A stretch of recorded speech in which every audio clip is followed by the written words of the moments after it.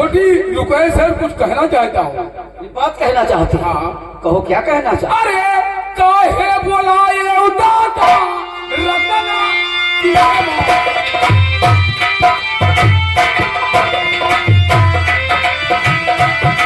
अरे काहे बोलाए रतन की देवा दाता हूँ कि करके